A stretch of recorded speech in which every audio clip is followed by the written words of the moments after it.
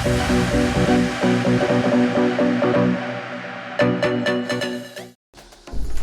যারা আরসিবিতে কাজ করি আমাদের ম্যাক্সিমামেরই বাজেট কিন্তু খুবই কম থাকে।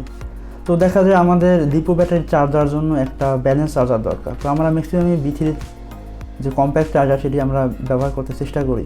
তো আজকে আমি এই ভিডিওতে আপনাদের A to Z আনবক্সিং থেকে শুরু করে একদম কীভাবে ইউজ করতে হয়, কী কী করলে ভালো হবে আমি ডিটেলস আপনাদের দেখানোর চেষ্টা করব। তো ফার্স্টলি আমি একটা নতুন ব্র্যান্ড নিউ একটা B3 চার্জার নিয়ে নিলাম। তো এটির প্যাকেজিংয়ের মধ্যে জাস্ট একটা B3 চার্জার থাকে একটা পলি ব্যাগের মধ্যে, অ্যান্ড এটির সাথে থাকে একটা এসি জ্যাক অ্যান্ড থাকে একটা ইউজার ম্যানুয়াল, দ্যাটস ইট। তো এর ইউজার ম্যানুয়ালে অনেক কিছু লেখা আছে, আপনারা চাইলে পড়তে পারেন। এরপর এটি কীভাবে চার্জ দিতে হয় A to Z এটির মধ্যে দেওয়া আছে, এটা আমি আপনাদের কিছু বললাম না। তো চলুন এখন আমরা আমাদের চার্জারটিতে চলে যাই। তো এই চার্জারে 3টি এলইডি রয়েছে, সেল 1, সেল 2, সেল 3 ইন্ডিকেটর, এবং এর পিছনে কিছু লেখা রয়েছে, আমি আপনাদের একটু সহজে বুঝাই।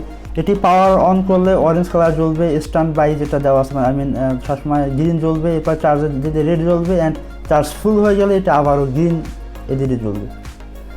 তো এখানে রয়েছে 2 cell and 3 cell battery charge দেওয়ার জন্য দুটি কানেক্টর, যেখানে আপনার 2 অ্যান্ড 3 সেল দুটি ব্যাটারি চার্জ দিতে পারবেন। এবং এখানে আপনারা একটু দেখতে পেলেন এখানে ইন্ডিকেটর দেওয়া রয়েছে, তো আপনারা দেখেই বুঝবেন যে কোনটি 2 এবং কোনটি 3 সেল। এবং এটির অপর পাশে রয়েছে একটা এসি জ্যাক কানেক্টর, যেখানে আপনার এসি জ্যাকটি কানেক্ট করে আপনার প্লাগটিকে কানেক্ট করে এটিকে পাওয়ার আপ করতে হবে। তো আমি আপনাদের ডাইরেক্ট দেখাই, আমি একটি সকেটের সাথে এটি লাগিয়ে দিলাম এবং পাওয়ার অন করলাম, দেখতে পেলেন এটি গ্রিন জ্বলতেছে। এটি নর্মালি এভাবে গ্রিন অ্যান্ড এইভাবেই থাকে। তো এখন আমি এখানে একটা 2 সেল ব্যাটারি কানেক্ট করব, যেটি কানেক্ট করার সাথে সাথে আপনারা দেখতে পাবেন এটি আসলে কীভাবে কাজ করে। তো দেখতে পেলেন কানেক্ট করার সাথে সাথে এখানে দুটি এলইডি লাল হয়ে গেছে, তার মানে এটি চার্জ হচ্ছে, আমাদের 2 সেল ব্যাটারিটি আপাতত চার্জ হচ্ছে। তো এটি আমরা খুলে ফেলে আবার এটি গ্রিন হয়ে যাবে। এরপরে আমি একটা 3 সেল ব্যাটারি যদি এখানে কানেক্ট করি, সেখানে দেখতে পাবেন যে 3টি এলইডি কিন্তু রেড হয়ে গেল। তো এভাবে আপনারা জাস্ট এটিকে চার্জ দেবেন, যখন দেখবেন এটি গ্রিন হয়ে গেছে প্রত্যেকটা, তখন বুঝবেন যে এটি চার্জ শেষ, মানে চার্জ ফুল হয়ে গেছে। সো এই ছিল B3 চার্জার সম্পর্কিত বিষয়। তো আপনার যদি কোনো কোশ্চেন থাকে অবশ্যই নিচে কমেন্ট করে জানান।